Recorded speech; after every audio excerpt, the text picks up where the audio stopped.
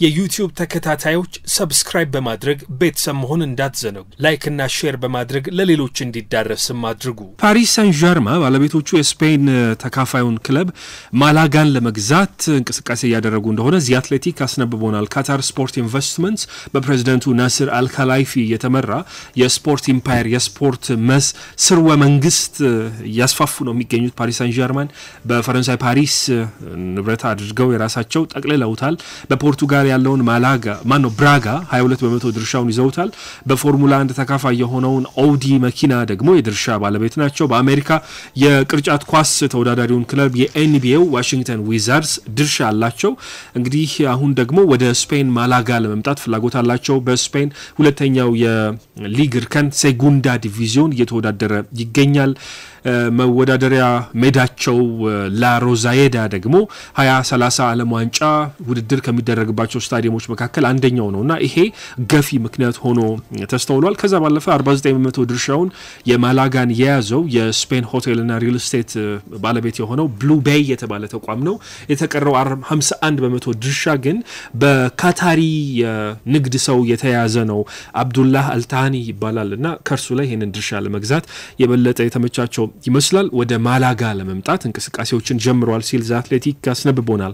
የፊፋ ክለቦች ዓለም ዋንጫ አሸናፊ ለሆነ ክለብ $125 ሚሊዮን ድረስ ሽልማት ሊያገኝ እንደሚችል ገልጿል። ትናንትና የዓለም አቀፉ እግር ኳስ አስተዳዳሪ ፊፋ በ32 ክለቦች መካከል ዩኤስኤ ላይ ከሰኔ እስከ ሐምሌ ወር ላይ ለሚደረገው ውድድር $1 ቢሊዮን የሽልማት ቋት አዘጋጅቻለሁ ብሏል። በፊፋ በጣም ትልቁ ሽልማት ነው። በጣም ትልቅና ጃኒ ኢንፋንቲኖ ሲገልጹ $475 ሚሊዮን ገንዘቡ በክለቦች በብቃታቸው መሰረት በሚያስመዘግቡት ውጤት ክፍፍል የሚደረግበት ነው ተብሏል። የምድብ ጨዋታ ሲያሸንፍ፣ ጥሎ ማለፍ ሲያሸንፍ፣ ሩብ ፍጻሜ፣ ግማሽ ፍጻሜ ሲያሸንፍ አንድ ክለብ $87.62 ሚሊዮን ድረስ ማግኘት እንደሚችል ነው የተነሳው። ወደ ውድድሩ የሚገቡ ሁሉ ክለቦች ደግሞ የሚያገኙት ገንዘብ አለ። ለምሳሌ 12 ከአውሮፓ የሚመጡ ክለቦች ከ12.8 ሚሊዮን እስከ $38 ሚሊዮን ድረስ እንደ ገበያ አቅማቸውና እንደ ስፖርት ብቃታቸው ተወስኖ ይከፋፈላሉ ተብሏል። ከደቡብ አሜሪካ የሚመጡ 6 ክለቦች ውድድሩ ላይ ስለተሳተፉ ብቻ $15.2 ሚሊዮን ያገኛሉ። ከሰሜንና ማዕከላዊ አሜሪካ ከአፍሪካና ከእስያ የሚመጡ ክለቦች $9.5 ሚሊዮን ሽልማት መግቢያ ቦነስ ያገኛሉ። ከኦክላንድ ሲቲና የኦሺኒያ ክለብ $3.58 ሚሊዮን ያገኛሉ። ከፍተኛ ተከፋይ ናቸው የተባሉት የአውሮፓ እግር ኳስ ላይ ያሉ ክለቦች ነው። ለምሳሌ ማንቸስተር ሲቲ በዚህ ውድድር በመካፈሉ ብቻ $38.2 ሚሊዮን ያገኛል። ሪያል ማድሪድ 35.9፣ ባየር ሚዩኒክ 33.6፣ ፓሪስ ሳን ዠርማን 30.3፣ ቼልሲ $29 ሚሊዮን እንደሚያገኙ ለማወቅ ተችሏል። 16 ጥሎ ማለፍ የተሻገረ ክለብ $7.5 ሚሊዮን ያገኛል። በምድብ ጨዋታውን ያሸነፈ $2 ሚሊዮን፣ አቻ ያወጣ $1 ሚሊዮን ያገኛል።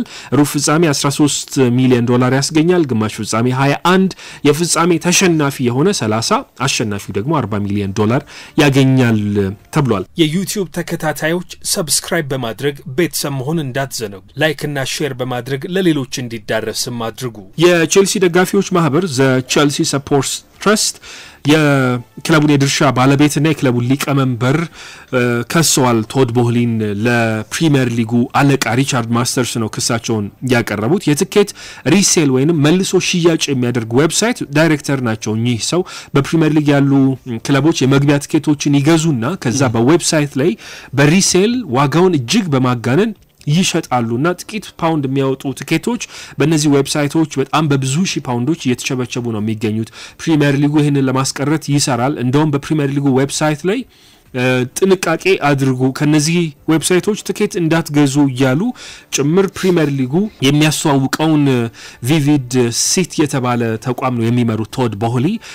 ለምሳሌ ፊታችን ከጥቂት ቀናቶች በኋላ ስታንፎርድ ብሪጅ ላይ ቶተንሃም ሆትስፐርስ ከቼልሲ ጋር ጨዋታ ያደርጋልና ክለቡ 144 ፓውንድ የሚሸጣውን ትኬት ይሄ ዌብሳይት ከክለቡ ትኬቱን በመግዛት በ2000 ፓውንድ ይሸጣል።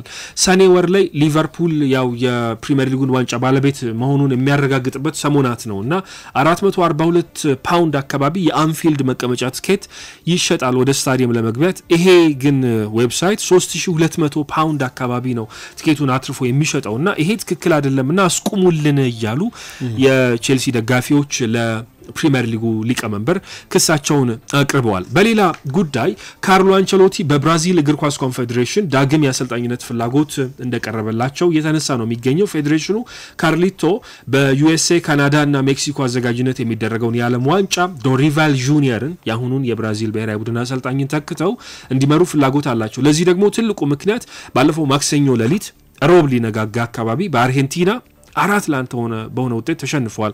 የምንጊዜም ተቀናቃኛቸው ናት አርጀንቲናና ሪያል ማድሪድ የካርሎ አንቸሎቲና የብራዚል ብሔራዊ ቡድን ጉዳይ ምንም የሚያውቀው ነገር እንደሌለ ገልጿል። ኤድናልዶ ሮድሪጌዝ የብራዚል እግር ኳስ ፌዴሬሽን ፕሬዚዳንት ሆነው ተመርጧል ያለ ተቃውሞ እና ሰውየውን የማምጣት በጣም ጥብቅ ፍላጎት አላቸው ተብሏል። በሪያል ማድሪድ የሚገኙ ብራዚላዊ ዜግነት ያላቸው ተጫዋቾች ጋር ካርሎ አንቸሎቲ ጥሩ ግንኙነት አላቸው። ቪኒሲየስ ጁኒየር፣ ሮድሪጎ፣ ኤደር ሚሊታኦ፣ ኤንሪክ የመሳሰሉትና ቢመጡ በሪያል ማድሪድ ቤት የሰሩትን በብራዚልም መድገም ይችላሉ አይነት ነው ሐሳባቸው። ሪያል ማድሪድ 2023 ላይ ካርሎ አንቸሎቲን እስከ 2026 የሚያቆይ ኮንትራት ማራዘሚያ አስፈርሟቸዋል። በዚህ የውድድር ዓመት በኮፓ ዴል ሬይ ግማሽ ፍጻሜ ደርሰዋል። በቻምፒየንስ ሊግ ሩብ ፍጻሜ ደርሰዋል።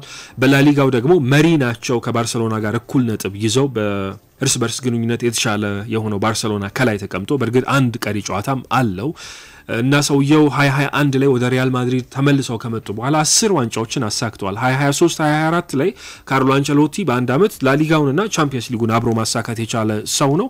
ነገር ግን አሁን ድረስ ስለቆይታቸው እርግጠኝነት የለም። ከወደ ስፔን የባየር ሌቨርኩሰኑ አሰልጣኝ የቀድሞ የሪያል ማድሪድ ተጫዋች ሻቢ አሎንሶ የመምጣት እድል አለው እየተባለ ነው።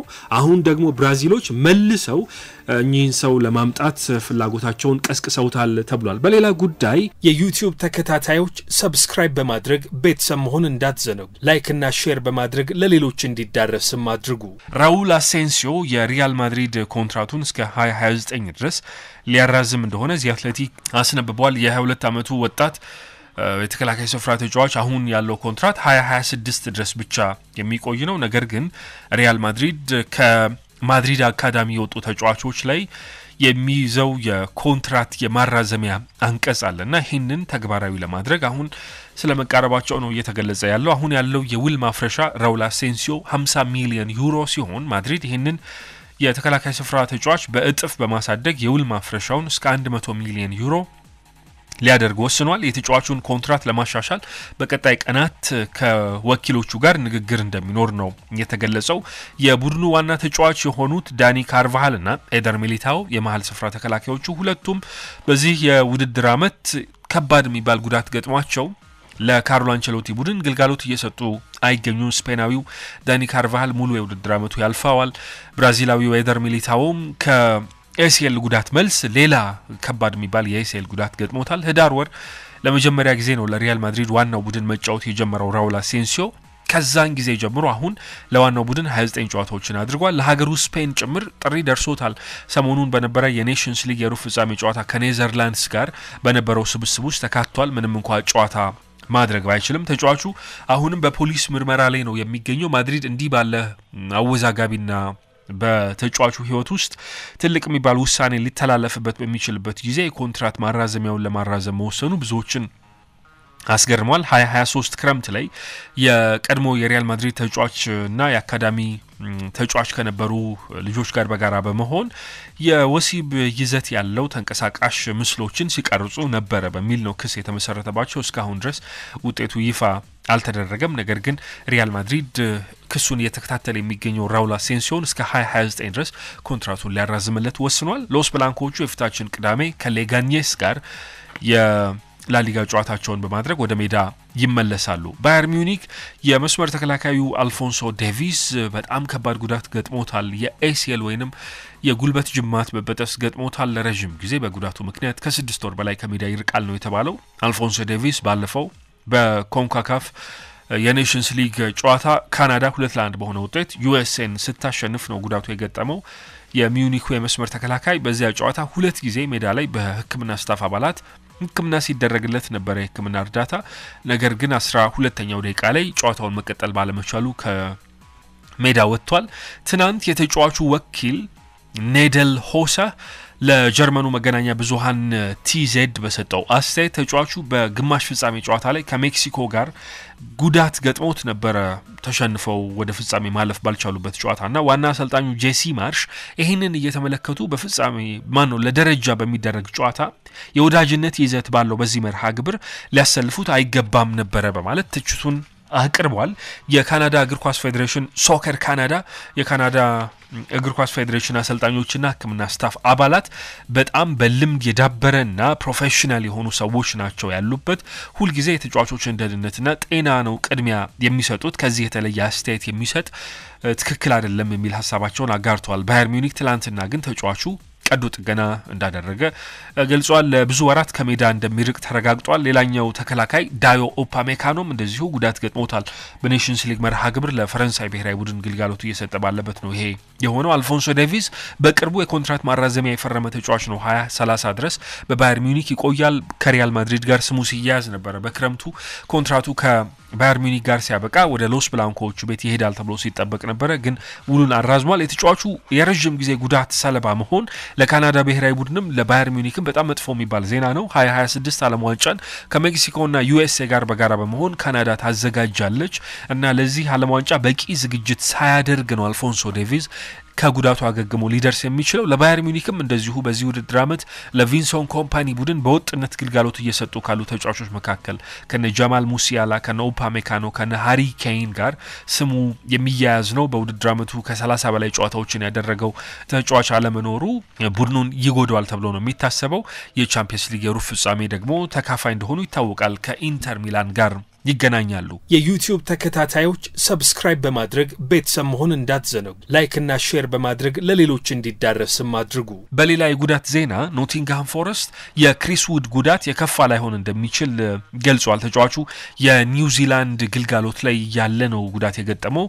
የኒውዚላንድ ግልጋሎቱን ጨርሶ ዛሬ ኖቲንግሃም ፎረስትን ይቀላቀላል። ለሀገሩ ሲጫወት የገጠመው ጉዳት ግን የከፋ አይደለም ተብሏል። ሰኞ ኒውዚላንድ 3-0 በሆነ ውጤት ኒው ካሊዶኒያን አሸንፈው ወደ ዓለም ዋንጫ መሸጋገራቸውን ያረጋግጧል።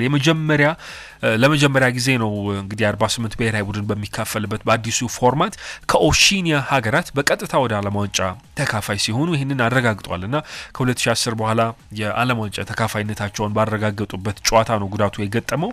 በኤፍኤ ካፕ የሩብ ፍጻሜ ጨዋታ ከብራይተን ጋር ጨዋታ አለባቸው።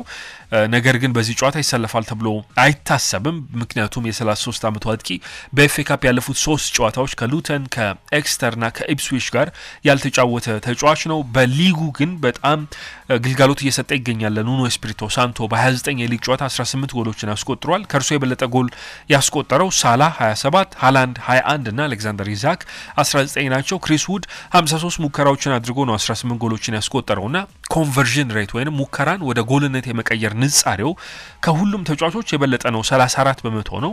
በኤፍኤ ካፕ ጨዋታ ላይ ኑኖ ያሰልፉትም ተብሎ ይጠበቃል። ነገር ግን የፊታችን ማክሰኞ በሊግ ጨዋታ ሲቲ ግራውንድ ላይ ማንቸስተር ዩናይትድን ሲገጥሙ ምናልባት ሜዳ ላይ ልንመለከተው እንችላለን ተብሏል። ክሪስ ውድ የዩቲዩብ ተከታታዮች ሰብስክራይብ በማድረግ ቤተሰብ መሆን እንዳትዘነጉ። ላይክ እና ሼር በማድረግ ለሌሎች እንዲዳረስም አድርጉ።